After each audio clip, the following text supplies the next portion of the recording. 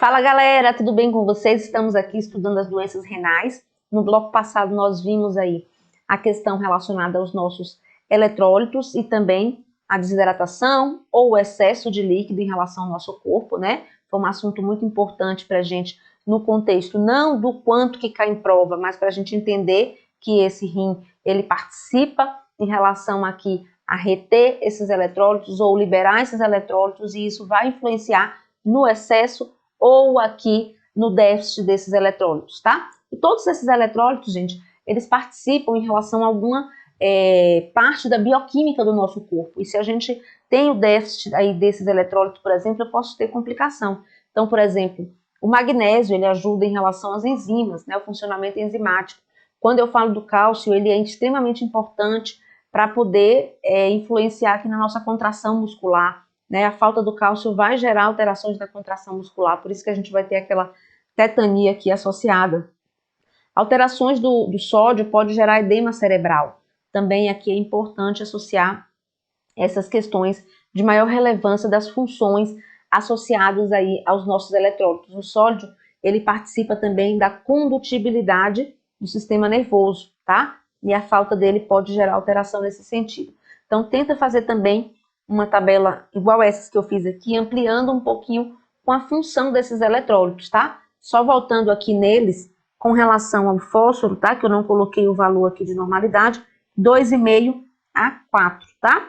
O fósforo tem aqui uma função relacionada ao funcionamento neural e muscular.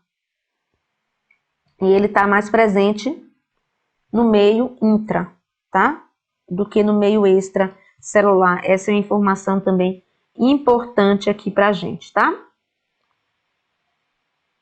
Doenças renais podem alterar aqui o fósforo.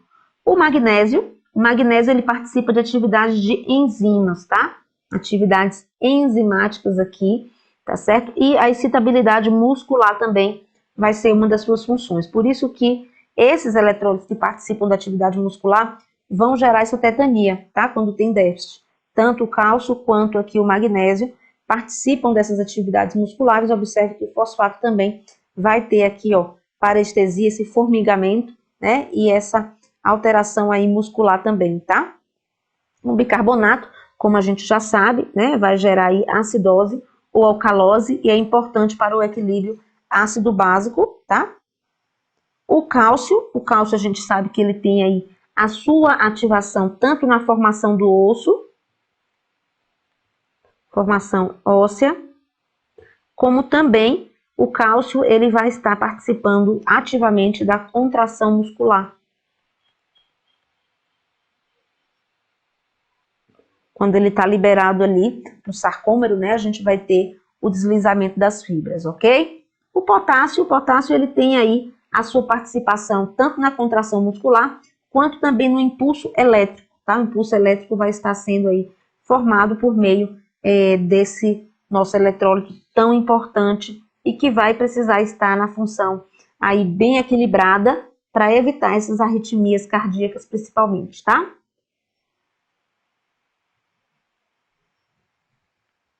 Beleza.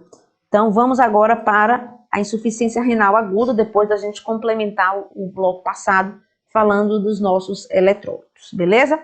Na insuficiência renal aguda, aqui o Brunner traz como conceito que vai acontecer quando os rins são incapazes de remover os produtos de degradação dos metabólitos e de desempenhar suas funções reguladoras, né? A gente sabe que o rim controla a pressão, o rim elimina eletrólitos, ele participa do equilíbrio ácido básico, ele produz eritropoietina. Então, vários aspectos aqui da função renal vai ficar prejudicada, porque esse rim está aqui sem exercer a sua função ali por alguma causa, né? E dessas causas a gente vai ver que pode ser uma causa antes de chegar no rim, ou seja, uma hipovolemia, uma causa renal, que é lesão parenquimatosa mesmo dos néfros, que é necrose tubular aguda, e uma causa pós-renal, que é uma obstrução do rim, né? Aqui da produção da urina por conta do ureter estar ali obstruído, por exemplo, tá? Algum cálculo maior ali, algum tumor, alguma coisa causando essa obstrução, gerando essa insuficiência renal chamada de pós-renal.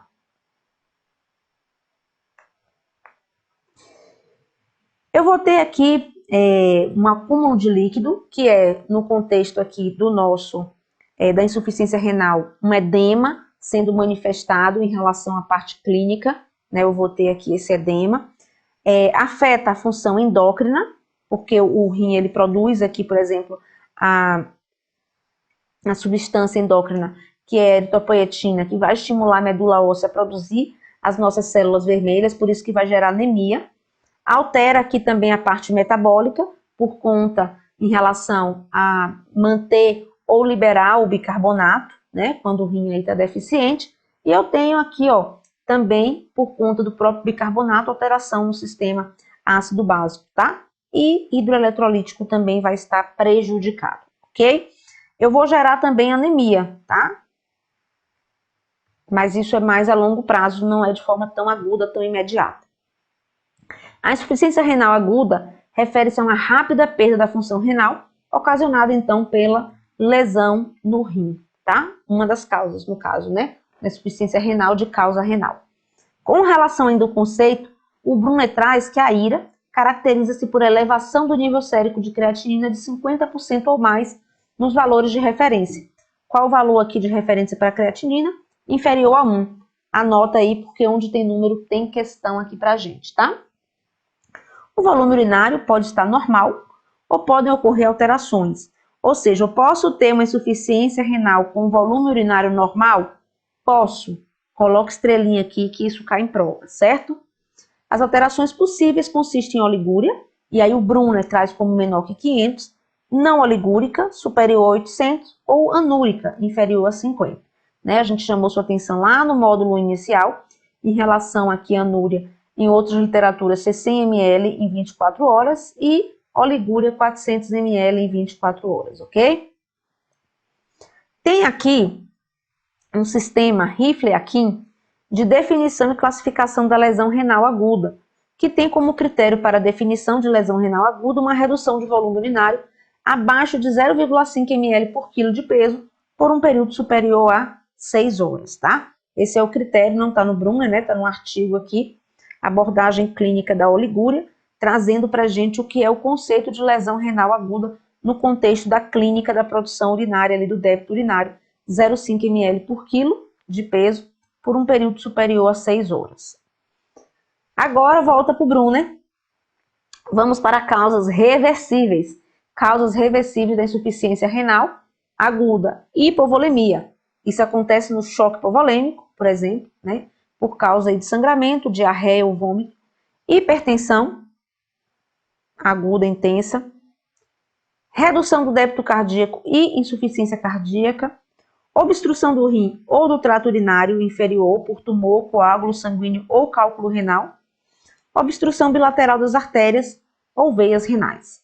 Então, são causas que, se eu corrigir, vai aqui ajudar no retorno da função renal, tá?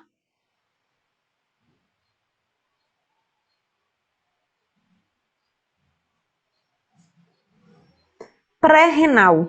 Pré-renal, agora a gente vai falar das categorias, né, em relação aí ao nosso rim. Eu vou ter as causas da insuficiência renal aguda, chamada de pré-renal, renal ou pós-renal. Isso cai em prova, é uma das partes que mais cai na insuficiência renal, gente. Caiu na minha prova da CLDF 2018. Pré-renal, diminuição de volume. O rim ele fica muito prejudicado quando diminui o volume, porque ele tende a ser muito bonzinho, liberar sangue para outras partes e ele não se incomoda com ele, né? Renal, próprio rim. Necrose tubular aguda é a palavra-chave. E pós-renal, a palavra-chave é obstrução. Obstrução do fluxo ali de urina, gerando hidronefrose. E a hidronefrose, que é a água dentro do rim, vai causar lesão renal, tá? Então, a causa pré-renal que eu tenho é a hipoperfusão, tá? Então, distúrbio de depressão de volume, vasodilatação extrema, tá? Não é só vasoconstricção. Essa vasodilatação extrema é aquilo que eu te dei como exemplo da sepse, tá? Então, a sepse, ela gera essa vasodilatação extrema, também pode causar uma lesão pré-renal, porque aí o sangue fica mal distribuído no corpo todo e não funciona em o comprometimento do desempenho cardíaco. A maioria das causas da insuficiência renal na UTI é aqui dentro da causa pré-renal, tá? Principalmente quando o paciente está em choque, você ainda vai contribuir mais ainda com essa vasoconstricção com as drogas vasoativas, para priorizar mesmo coração e cérebro, e diz assim, rim, tô nem aí para você agora, aguenta um pouco aí. E aí mais vasoconstricção e acaba potencializando essa insuficiência renal pré-renal, porque a gente está querendo manter a vida do paciente, tá? Exemplos aqui de insuficiência pré-renal trazido pelo Bruno. Depressão de volume, hemorragia, perdas renais com diuréticos aqui em altas doses, vômito, diarreia, comprometimento da eficiência cardíaca, como no infarto agudo, insuficiência cardíaca, arritmia, choque cardiogênico, porque também vai ser um tipo de choque, né, cardiogênico, que também está conectado com vasoconstricção periférica e renal, vasodilatação em consequência de sepse, anafilaxia, medicamentos antipertensivos ou outros medicamentos que provocam essa vasodilatação no nível extremo, tá? Categoria agora intrarrenal. Intrarrenal quer dizer renal, insuficiência renal de causa renal. Qual é a palavra-chave? Lesão parenquimatosa. O que é o parênquima de novo? O parênquima é a parte funcional. Então, no pulmão, o parênquima é a parte onde está ali os alvéolos, tá? No rim, o parênquima é onde está os néfros, onde está produzindo ali a sua função ali para que ele existe, que é para filtrar o sangue e produzir urina, tá? Então, a lesão parenquimatosa é a necrose tubular aguda, é a lesão no néfron, tá? Então, lesão parenquimatosa dos glomérulos ou túbulos. Glomérulo mais túbulo junto forma o néfron. Lembra que eu falei que o néfron, ele é a junção aqui da cápsula de Bowman, né? Eu tenho aqui as artérias entrando e saindo, arteríola entrando aferente, saindo eferente. Aqui eu vou emaranhar um monte de capilar, por onde o sangue vai passar devagarzinho a baixa pressão, para que ele saia dessa minha cápsula de Bowman, né? Aí, e vá para o túbulo contorcido proximal, a alça de Henle, túbulo contorcido distal, né? Então, isso aqui, né, é o nosso néfron. O glomérulo é esse aqui dentro, certo? Túbulo é esses túbulos contorcidos proximal, distal, alça de Henle, né? Então, quando eu tenho lesão nessa estrutura do meu néfron, eu tô com insuficiência renal, tá? Isso vai acontecer quando gera queimaduras, lesões por esmagamento. Por quê?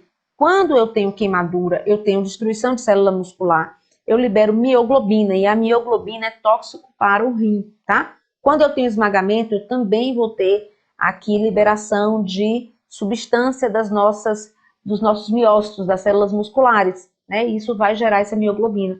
Inclusive, gente, isso vai gerar o quê? O que a gente chama de rabdomiólise, né? Rabdomiólise é justamente isso. Essa liberação dessas substâncias celulares dentro, soltas ali no vaso sanguíneo, chegando no rim e causando esse prejuízo. No caso aqui do esmagamento, essa rabdomiólise vai aqui ser causada por essa mioglobina, né? Que vai estar liberada, vai causar insuficiência renal, tá certo? E aí, o nome disso vai ser chamado de rabdomiólise. A gente precisa de hidratar muito esse paciente para poder não causar essa lesão renal aí associada à presença dessa mioglobinúria, que é a mioglobina dentro da urina, tá? Infecções pode causar lesão renal. Reações transfusionais também pode causar lesão renal. Ou nefrotoxicidade causada por uma picada de cobra, causada por um antibiótico, né, um anti-inflamatório de longo prazo, vai gerando essa nefrotoxicidade. E isso vai causando essa necrose, morte tubular aguda, NTA, é aqui o nosso nome, tá? Sintomas: diminuição da taxa de filtração glomerular vai acontecer, azotemia, mas pode ser que a função renal, em termos de produção de urina, esteja às vezes normal, tá? Não necessariamente vai estar alterado. Azotemia, que é aumento das substâncias nitrogenadas, e desequilíbrio hidroeletrolítico. Insuficiência intrarrenal. Vamos para causas. Aqui são as causas da insuficiência renal aguda por causa do próprio rim. Então, isquemia renal prolongada, em consequência de nefropatia por pigmento associado à ruptura de células sanguíneas, contendo pigmentos que, por sua vez, vão provocar oclusão das estruturas renais. Então, quando eu tenho ruptura da minha célula muscular, eu libero aqui mioglobina, que vai ser chamada de mioglobinúria, porque ela vai estar presente na urina, tá? Isso ocorre em traumatismo, esmagamento e queimadura. Isso cai em prova, isso despenca, tá? Essa questão aí gerando a rabdomiólise, tá? E quando eu tenho a ruptura nas reações transfusionais das hemácias, né, eu vou ter aqui hemoglobinúria, que também vai causar insuficiência renal, tá? Tanto na reação transfusional diversa, né, que gera essa lise das hemácias, como na anemia hemolítica do recém-nascido, por exemplo, né, da doença da eritroblastose fetal, quando a mãe, aqui é RH negativa, a criança é positiva e produz anticorpo aí contra as hemácias do bebê, o bebê nasce com problemas de anemia hemolítica aí por conta disso, né, incompatibilidade do sistema sanguíneo com a mãe.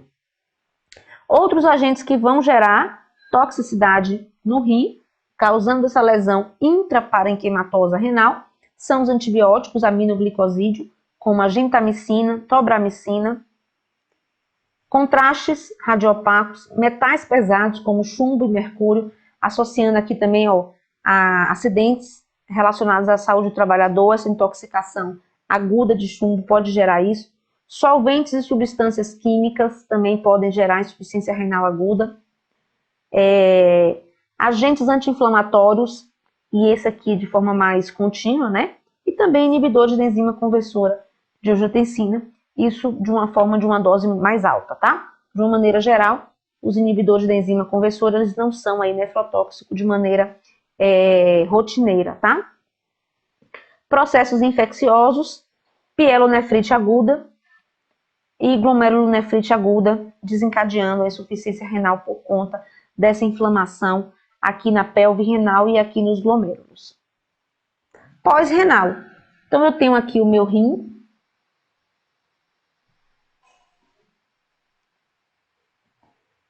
Eu tenho a artéria, que chega trazendo sangue. Se tiver diminuição desse volemia aqui, é pré-renal. Se tiver alteração no rim, é intraparenquimatosa, intrarrenal. E se tiver obstrução aqui no ureter, impedindo da urina descer, eu vou levar a lesão, que a causa vai ser pós-renal. Então, vai ser por obstrução do trato urinário, como a que ocorre em consequência de cálculos, tumores, posso ter um tumor aqui comprimindo o ureter por fora, ou eu posso ter um cálculo preso aqui, estenoses, hiperplasia prostática ou coágulo sanguíneo, gerando o aspecto macro da obstrução do trato urinário, tá? Causas de insuficiência pós-renal é a obstrução, e aí vem essas causas aqui associadas na explicação do próprio motivo aqui da insuficiência pós-renal.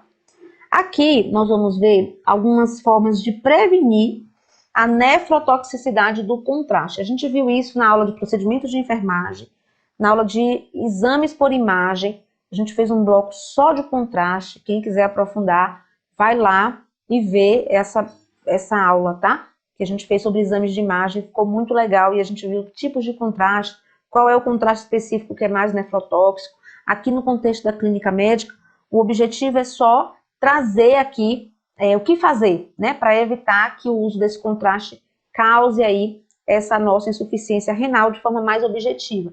Mas lá você pode aprofundar isso aí, beleza? Uso de baixas doses de contraste, ou seja, usar o mínimo necessário. Evitar repetir exames em intervalos curtos, principalmente se for idoso, tá? Evitar contraste de alta osmolaridade. Evitar desidratação das células renais, então priorizar aí, né, a nossa hidratação, tá? Evitar o uso de anti-inflamatório, porque já é outra bomba aqui, nefrotóxica também. Fazer expansão volêmica com soro fisiológico. Algumas literaturas defendem ele na forma isotônica, 0,9%, outros na forma hipotônica, 0,45%, para gerar uma hidratação celular, tá? Uso do fluimucil, que é a acetilcisteína. Uso de contraste não iônico de baixa osmolaridade, né, o tipo de contraste que menos causa insuficiência renal. E Algumas literaturas, como o Brunner, traz para a gente também o uso de bicarbonato, que é protetor aqui em relação à nefrotoxicidade do contraste aqui, para evitar insuficiência renal, tá? Resumindo aqui, adoro tabelas, amo tabelas, né? Vocês sabem disso, que as minhas aulas todas eu vou, no meu resumo do caderno, fazendo em formato de tabela. Eu tenho aqui a causa, no caso pré-renal, hipoperfusão, tá? Gerando uma hipofunção renal por conta da baixa da perfusão. Diminuição de volume. Intrarrenal, lesão parenquimatosa, necrose tubular aguda. Pós-renal, palavra-chave obstrução. Valor da ureia e creatinina vai estar aumentado nas 3 formas. E débito urinário, no pré-renal, sempre vai estar diminuído, porque a causa é justamente o volume diminuído. Na intrarrenal e pós-renal, pode variar. Pode estar ou diminuído, ou estar aí completamente vazio, né? Completamente anúrico, ou aqui, se a gente pensar na anúria, menor do que 100 ou menor do que 50, de acordo aqui com o Brunner, tá? Estágios clínicos da insuficiência renal aguda. Eu tenho aqui esses estágios. O primeiro é o início, é a agressão inicial, é a causa inicial até o desencadeamento da oligúria. Depois eu tenho o período da oligúria, que é o volume inferior aí a 500 ml, se comparar com o Brunner 500 ml. Nesse momento da oligúria, eu vou ter sintomas urêmicos, que são os primeiros a aparecer, tá? E também aumento do potássio. Aumento da ureia, creatinina, ácido úrico, ácidos orgânicos e cátions intracelulares vão estar aumentados. Período de diurese, começa a melhorar aqui a produção de urina e recuperação, uma melhora da função renal que pode demorar de 3 a 12 meses aí, né? Já que a gente está falando de insuficiência renal aguda, que pode ter uma causa reversível. Com relação ao volume urinário e a osmolaridade, algumas provas cobram o valor de normalidade dessa osmolaridade, tá, gente? Que é aqui 1010 a 1025 comparada com a osmolaridade da água. Isso caiu numa prova do SARA, tá? Então anota aí o valor de osmolaridade normal da urina, tá? E do sangue. Eles são parecidos. Então, como é que tá isso aqui na insuficiência renal? O débito urinário varia desde um volume escasso a normal, a gente viu isso aqui na tabelinha, comparando que ele pode estar diminuído quando é pré-renal, e nos outros dois eu posso estar diminuído, ou aqui às vezes até ainda numa fase inicial normal. Então eu tenho que varia desde volume escasso a normal. Pode haver hematúria, se a lesão for intraparenquimatosa, pode gerar esse sangramento, gerando hematúria, né? E a urina apresenta uma baixa densidade específica, em comparação com o normal, então menos do que 1010 a 1025. Manifestação precoce da lesão tubular consiste na incapacidade de concentrar a urina, tá? Então aqui é uma manifestação precoce. Então por isso a osmolaridade fica aí alterada, diminuída. Ureia e creatinina vão estar aumentados, né? Porque uma das funções dos rins é justamente tirar esses produtos, né, da degradação da proteína, ureia e creatinina. E aí, se o rim não está funcionando, eles só vão aumentar. Em uma taxa que depende do grau do catabolismo, que é a decomposição das proteínas, depende da perfusão renal e do aporte dessa proteína. Níveis séricos de proteína são úteis para monitorar a função renal e também a progressão da doença vai ser monitorada aqui pelo uso dos valores da creatinina, tá? Aumentando aqui com a lesão glomerular. É claro que não é só aqui a creatinina, tem a taxa de filtração glomerular, tem a cistatina C, né, tem outros valores aí que serão observados, né, e avaliados no contexto macro do nosso paciente, tá? Hiperpotassemia é uma outra coisa importantíssima aqui pra gente, que você não pode deixar de registrar. Então, quais são aqui as fontes de potássio que nós temos? O próprio catabolismo tecidual normal, o alimento que nós comemos que tem potássio, presença de sangue no trato gastrointestinal ou transfusão de sangue, principalmente se essa transfusão de sangue estiver associada com o sangue colhido há muito tempo. A gente sabe aí que nós temos uma validade do concentrado de hemácia, que são muitos dias, né? E aí, dependendo do conservante, pode chegar até 40 dias, 42 dias, 35 até 42 dias. E esses conservantes que vão manter as células vivas, ao mesmo tempo essas células vão envelhecendo em termos de acúmulo de potássio ali, tá? Então, ao mesmo tempo que vai sendo útil, claro, aquele sangue até o momento que ele é útil, mas quanto mais velho, aí o sangue, maior a quantidade de potássio nele, tá? Eu quero dizer é isso. Se também usar algumas medicações que têm potássio, como a penicilina potássica, e deslocamento extracelular em resposta a uma acidose metabólica, por exemplo, uma cetoacidose diabética, o potássio sai de dentro da célula e vai para o sangue, aí faz uma hiperpotassemia. Então a gente vai ter aí uma falsa sensação de potássio alto e é importante cuidar disso para poder manter aí a solução polarizante de insulina com glicose para fazer a troca dessa insulina com potássio, voltando aí o potássio para o meio intracelular e normalizando, né, e vendo como é que está esse potássio de fato na corrente sanguínea, tá? Com o declínio da taxa de filtração glomerular, a diminuição, o rim está filtrando menos, e de qualquer forma, como ele está filtrando menos, ele vai aqui produzir menos urina, ou oligúria ou anúria, os pacientes correm risco de hiperpotassemia, um outro fator que vai potencializar, porque eu não estou colocando para fora aqui o potássio, tá? O catabolismo proteico resulta na liberação de potássio celular nos líquidos corporais, provocando hiperpotassemia grave.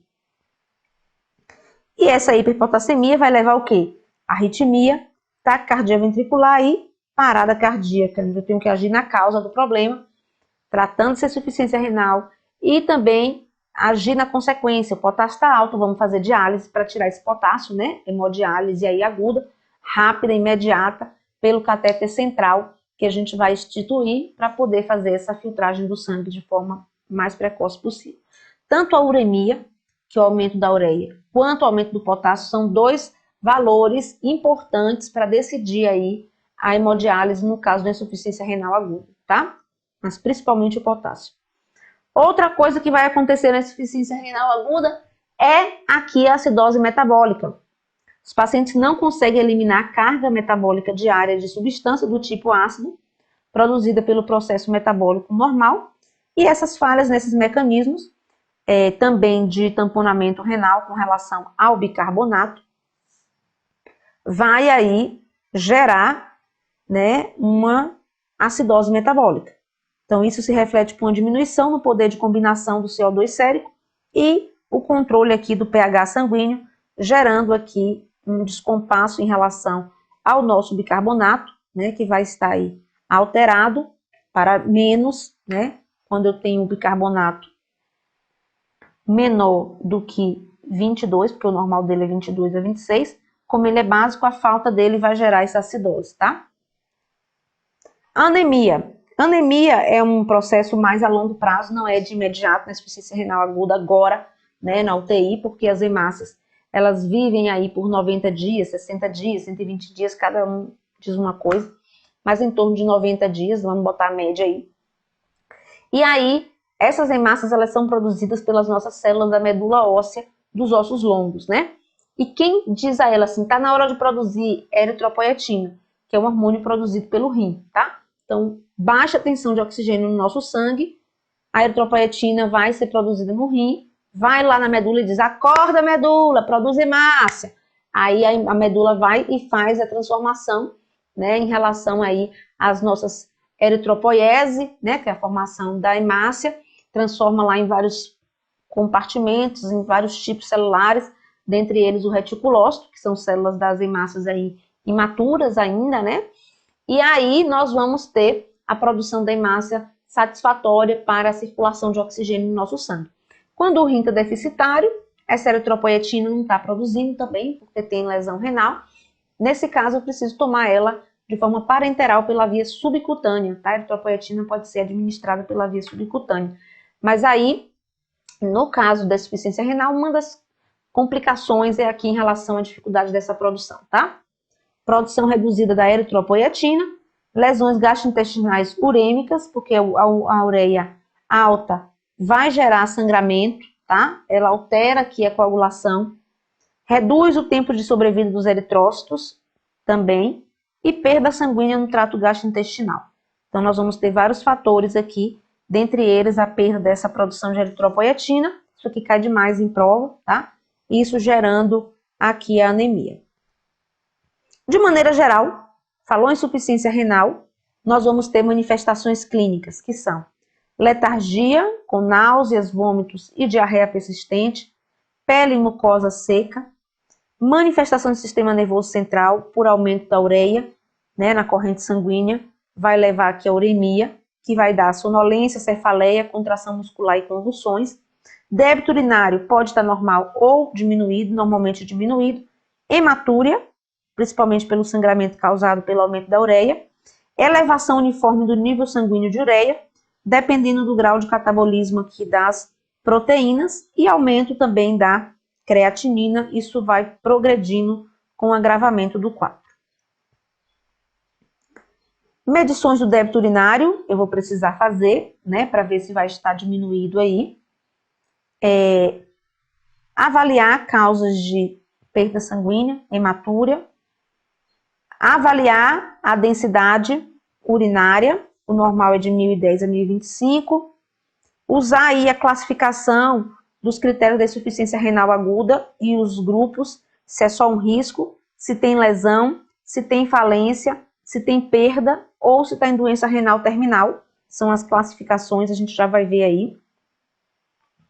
E análise dos níveis de ureia, creatinina e eletrólito, inclusive, claro, o potássio e a acidose metabólica, que são as situações de maior relevância de impacto. As duas causas podem levar para PCR, tá?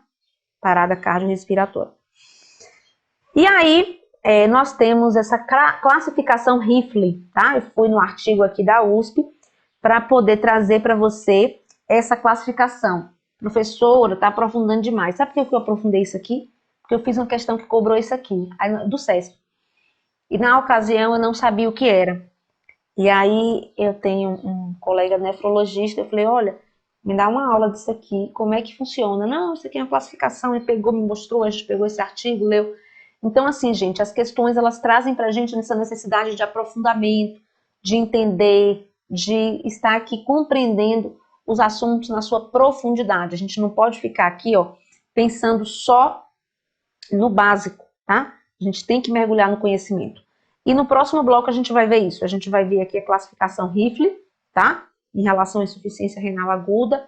Vamos ver a prevenção da insuficiência renal aguda, o tratamento e várias questões desse assunto, bem como várias outras doenças renais que nós vamos aí discorrer conforme vimos lá no início do primeiro bloco das doenças renais, tá certo? Então, modo turbo ativado, faz aquele esforçozinho aí de fazer uns agachamentos, bota o sangue para circular, toma uma água gelada, lava o rosto com água gelada e vamos para o próximo bloco no modo turbo ativado.